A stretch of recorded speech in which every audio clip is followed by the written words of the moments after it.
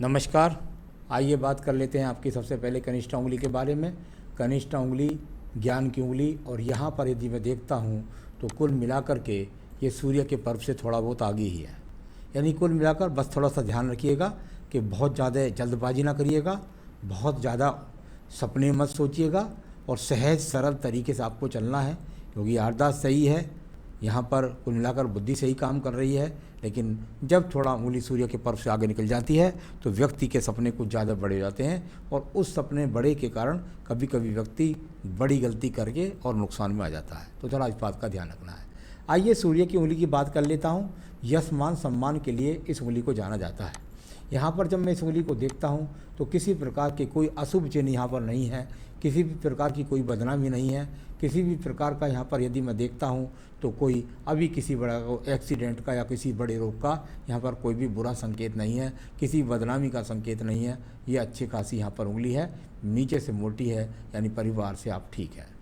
आइए बात करते हैं शनि की उंगली के बारे में। इसको देखते हैं धन के लिए, और धन के साथ साथ देखते हैं रोग के लिए। यहाँ के सेकंड पर थोड़ा एक मुझको कटिंग का निशान जरूर लगा। पैसे के लेन देन में सतर्कता बरतें, साथ ही साथ अपने जीवन में अगर रोगों की बात करते हैं तो अभी कोई बड़े रोग यहाँ से नज़र नहीं आया। अब बात करूँगा मैं बृहस्पति की उंगली के बारे में। बृहस्पति की उंगली संतान का सुख सहयोग, ईश्वर के प्रति आस्था, साथ ही साथ पत्नी से संबंध और किन अच्छे लोगों के बीच उठ बैठ, इन चार चीज़ों के लिए इसको देखा जाता है। अभी यहाँ पर देखता हूँ तो इस बृहस्पति की उंगली के अंदर सेकंड पर थोड़े से कट के निशान जरूर हैं, जो बताते हैं कि थोड़ा पत्नी के साथ वैचारिक मतभेद रहते हैं। यानी कुल मिलाकर ऐसा समझ लीजिए कि कोई बड़ी बात नहीं कह रहा हूँ, थोड़ा सा वैचारिक मतभेद। अब बात करते हैं हृदय रेखा के बारे में। हृदय रेखा, और यहाँ पर पहले पर्वत देख रहे थे आपका बुध पर्वत, और बुध पर्वत ये होता है, यहाँ पर यदि ये रेखाएं मिल जाए किसी के हाथ, व्यक्ति के हाथ के अंतर्गत, तो ये बहुत अच्छे चिन्ह माने जाते हैं। यहाँ ये बहुत ज़्यादा गहराई के साथ में नहीं है। जब बहुत ज़्यादा गहराई के साथ में होती हैं तो बहुत ज़्यादा स्थिर धन तेज़ी के साथ आता है। कुल मिलाकर के ये वो रेखाएं हैं जो बताती हैं कि स्थिति कैसी भी है, आपके पास निरंतर रूप से धन आता रहेगा। सूर्य के पर्व की बात कर लेता हूँ। सूर्य का पर्व, और यहाँ पर ये सूर्य का पर्व अच्छी खासी रेखा है, लेकिन ये आड़ी रेखा एक यहाँ खड़ी है जब, और साथ में एक क्रॉस का चिन्ह भी है। तो कुल मिलाकर के आपके एक सवाल का यहाँ पर जवाब भी है। अगर मैं सूर्य की उंगली को देखता हूँ, साथ ही साथ सूर्य के पर्व को देखता हूँ, तो आपका यहाँ पर एक सवाल है, और वो सवाल है आपका कि क्या मैं फ़ौरन में जाऊँगा।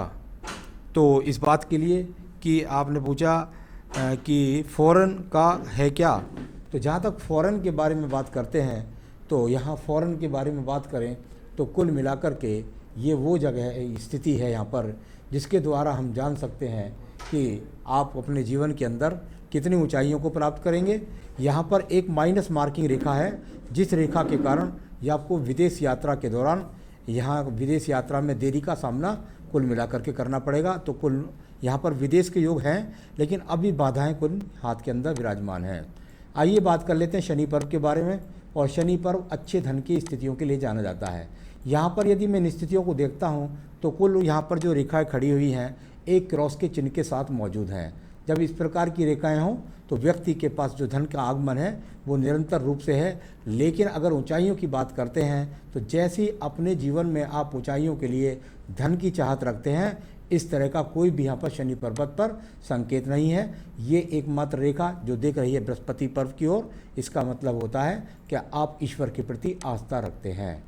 चलिए अब मैं बृहस्पति पर्व की बात कर रहा हूँ। यहाँ बृहस्पति का पर्व और बृहस्पति पर्व की रेखाएं जब जाकर के सीधा सीधा इंडेक्स फिंगर की ओर देखें, तर्जनी उंगली की तरफ देखें, तो ये वो रेखाएं होती हैं। साथ ही साथ नीचे एक त्रिकोणात्मक चिन्ह बना हुआ है, यानी कुल मिलाकर के आपके जीवन के अंदर निश्चित रूप से आप अपने इस समय मकान के अंदर रह रहे हैं और ईश्वर के प्रति आस्था रखते हैं। ऊर्जात्मक रेखाओं का शनि की तरफ, पर्वत की तरफ देखना, यानी कि अपनी ऊर्जा के साथ आज भी धन कमा रहे हैं। हृदय रेखा की बात कर लेता हूँ। हृदय रेखा यहाँ से सीधी सीधी चली, और इसमें से मैं पहली रेखा का वर्णन आपको बता चुका हूँ। हृदय रेखा जब इस प्रकार से चले और साथ ही साथ इसके साथ मिली मिली ये रेखाएं चलती हैं, ये रेखाएं किसी भी प्रकार से आप ये ना समझें कि ये किसी भी कोई हार्ट के रोग की बात कर रहा हूँ। जब इस प्रकार की रेखाएं होती हैं तो ऐसा व्यक्ति दूसरों के काम आता है। कुल मिलाकर के दूसरों के आप काम आएंगे, लेकिन आपके पास में यहाँ पर जो प्लस रेखाएं होती हैं, जिनको ऊर्जात्मक रेखाएं बोलते हैं, जो खड़ी रेखा के रूप में होती हैं, वो ना होने के कारण दूसरा व्यक्ति आपके काम नहीं आएंगे। तो दूसरे व्यक्ति आपके काम नहीं आएंगे, इस प्रकार की यहाँ से रेखा है। और इसके बाद में बात कर लेते हैं सीधा सीधा हृदय रेखा के बाद आपके मंगल पर्व की। मंगल का पर्व, इनको मैं ड्रॉ नहीं करूँगा, आप स्वयं देखिएगा कि यहाँ पर एक दूसरे को काटने वाली बहुत सारी क्रॉस की रेखाएँ हैं। जब इस प्रकार की रेखाएं एक तरीके से एक छलनी का रूप धारण कर लें तो व्यक्ति का मन चाहा मकान नहीं होता। दूसरा, यहाँ पर जितना भी आप संघर्ष कर रहे हैं उस संघर्ष का पूरा फल आपको प्राप्त नहीं होता है। इस प्रकार से मंगल पर्व दब जाए तो थोड़ा सा ध्यान रखना चाहिए कि कुल मिलाकर किसी न किसी छोटी मोटी सर्जरी का सामना भी करना पड़ सकता है। यदि हाथ के अंदर अभी होगा तो मैं आपको बता दूंगा। चलिए बात कर लेते हैं आपकी यहाँ पर सीधा सीधा बुद्धि रेखा के बारे में। बुद्धि रेखा लहरदार होकर के और जब चंद्र पर्वत और मंगल पर्वत के बीच में संपर्क बनाए तो ये निश्चित हो जाता है कि व्यक्ति के जीवन के अंतर्गत दूर स्थानों से सप्लाई करके व्यक्ति जीवन में धन की प्राप्ति करता है। यहाँ रेखाएं काफ़ी बीच में टूटी हुई हैं, यानी कि कुल मिलाकर बहुत ज़्यादा अप डाउन का सामना आपने किया। और जब इतनी ऋणात्मक रेखाएं काटने लगे आपकी बुद्धि रेखा को तो मानसिक टेंशन वर्तमान के अंदर विराजमान है। इसके बाद बात करता हूँ मंगल द्वितीय पर्व की। मंगल द्वितीय पर्व, और यहाँ झगड़े झंझट के लिए इसको जाना जाता है। आपको थोड़ा ध्यान रखना है, किसी जल्दीबाजी से बचें। ऐसा कुछ नहीं है कि कोई न्यायालय का सामना करना पड़े, लेकिन मंगल पर्वत थोड़ा सा दो तरफ पीड़ित हैं, तो यहाँ थोड़ा सा जल्दबाजी ना करें। और यात्रा के दौरान खास तौर से इस बात का ध्यान रखें कि तो ज़मीन जायदाद कोर्ट केस का सामना ना करना पड़ जाए किसी प्रकार से, इस बात का आपको ध्यान रखना है। तो थोड़ा मंगल पर्वत यहाँ हुआ पीड़ित। अब बात करता हूँ चंद्र पर्वत की रेखाओं की। बहुत सारी लहरदार रेखाएं केतु पर्वत से निकल करके चलीं, साथ ही साथ इसमें से कुछ रेखाएं जाकर के शुक्र पर्वत के अंदर चली गई। जब शुक्र पर्वत से चंद्र पर्वत की रेखाओं का संबंध केतु पर्वत से गुजरे तो ऐसे व्यक्ति को अपने जीवन में विदेश से संबंध अवश्य बनता है। यानी कि यहाँ विदेश यात्रा की मैं बात कर रहा हूँ, विदेश में बसने की बात मैं नहीं कर रहा। यानी आप विदेश से अगर चाहें और किसी चीज़ की सप्लाई वगैरह कुछ काम करना चाहें तो आप कर सकते हैं, ऐसा आपका यहाँ ये रेखाओं ने बताया। साथ ही साथ जब इतनी सारी रेखाएं हों तो निश्चित रूप से व्यक्ति का ऐसा काम होता है जिसमें से बहुत सारी यात्राएं करनी पड़ती हैं। इसके बाद बात कर लेते हैं आपके सीधा सीधा यहाँ पर मंगल रेखाओं के बारे में। ये ऊर्जात्मक चिन्ह जो होता है मंगल रेखा का, जब ये इस तरह से सपोर्ट करे तो जीवन के अंदर व्यक्ति को ये लगभग 45 की एज तक आपको इस रेखा काम कर रही है। और इससे पहले इसके बाद में आपको ये रेखा काम नहीं करेगी, आपको स्वयं संघर्ष करके अपने जीवन में आगे चलना होगा। इसके बाद बात करते हैं भाग्य रेखा की। भाग्य रेखा एकदम सीधी सीधी चली गई, ये भी चली गई। देखिए मैं आपको बताऊंगा कि आप यहाँ आगे भी अपने जीवन के अंतर्गत किसी भी कार्य का परिवर्तन ना करें। यहाँ पर सहयोगात्मक रेखा मस्तिष्क रेखा से इस रेखा का उदय होता है।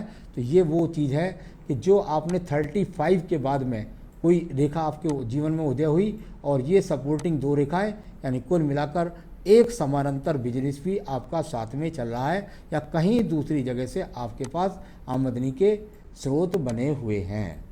अब बात करेंगे इसके बाद सीधा सीधा आपके शुक्र पर्व के बारे में। शुक्र पर्व अच्छे संसाधन के लिए जाना जाता है, साथ के साथ लग्जरियस जीवन के लिए जाना जाता है।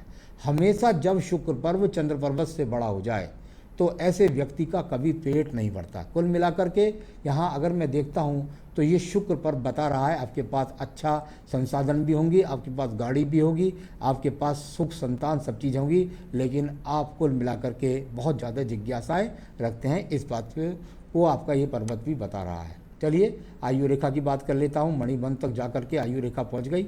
अब मणिबंध तक जब आयु रेखा पहुँच जाए तो ऐसी व्यक्ति की आयु लगभग 80 वर्ष होती है। इससे पहले एक बड़े स्थान परिवर्तन को योग है हाथ के अंदर। यहाँ पर देखिए ये रेखा और यहाँ चलेगी, ये 35 वर्ष के आसपास है, यानी 35वें वर्ष में कोई बड़ा स्थान परिवर्तन के योग या हो सकता है नए मकान में जाने का प्रवेश। संतान रेखाएं आपके हाथ से नहीं चमक रही हैं, ये पत्नी के हाथ से बताई जाती हैं। आइए आपका सवाल लेता हूँ। बिजनेस कैसा है, जो स्थिति आपके बिजनेस की है वही स्थिति आपकी लगातार आगे भी चलती रहेगी, इसलिए किसी भी दूसरे व्यापार का आप परिवर्तन का प्रयास ना करें। फ्यूचर कैसा रहेगा? बढ़िया रहेगा, किसी प्रकार की कोई दिक्कत नहीं है। फॉरेन का योग है क्या? फॉरेन का योग है केवल यात्राओं के लिए, बसने के लिए नहीं। चाहें तो एक्सपोर्ट इंपोर्ट से संबंधित कोई काम यदि आपका है तो उसकी सप्लाई भी आप कर सकते हैं। हेल्थ कैसी रहेगी? हेल्थ इशूज़ जरूर हृदय रेखा पे ऊपर नीचे गिरने वाली कुछ रेखाएं थी, लेकिन कोई गंभीर समस्या यहाँ ना सूर्य पर उनकी उंगली से मिली है और ना ही किसी प्रकार से। तो रोग है लगातार, लेकिन कोई बहुत गंभीर समस्या नहीं है। बुढ़ापा कैसा है?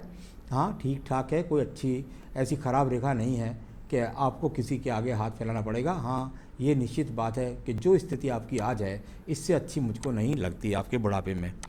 प्रॉपर्टी कितनी होगी? जहाँ तक प्रॉपर्टी के लिए आपने कहा, वर्तमान मैंने पिछले भी बताया था कि आपके पास में जहाँ त्रिकोण बन गया था, तो जब इस तरह का त्रिकोण होता है तो व्यक्ति को पैतृक संपत्ति भी मिलती है, साथ ही साथ वह स्वयं का अपना मकान भी बनाता है। बच्चों के फ्यूचर के बारे में पूछा। बच्चों का फ्यूचर बच्चों की जन्मपत्री से पूछें या बच्चों के हाथ से पूछें, तो यहाँ बच्चों के सेटल होने के बारे में आपको उनकी जन्मपत्री भेजनी होगी। यहाँ सारी रेखाओं पर्वतों को मैंने देखा और मुझे ऐसा कहीं नहीं लगा कि कोई बहुत बड़ी समस्या की बात है। कुल मिलाकर के थोड़ा बुद्धि रेखा लहरदार थी और इस तरह का जाल भी हाथ के अंदर बना हुआ है, तो ये ज़रूर है कि अप डाउन का सामना आपको व्यापार में निश्चित रूप से करना पड़ रहा है। इसके लिए यदि आप चाहते हैं तो आप उपाय कर सकते हैं। रोज़ाना अपना जो व्यवसाय स्थान है उसमें श्री सूक्तम और लिंगाष्टकम प्रतिदिन पढ़ सकते हैं। श्री सूक्तम और लिंगाष्टकम, इसका आप नित्य पाठ करें। अपने जीवन में आप सुखी रहें, यही मेरी शुभकामनाएं हैं। नमस्कार।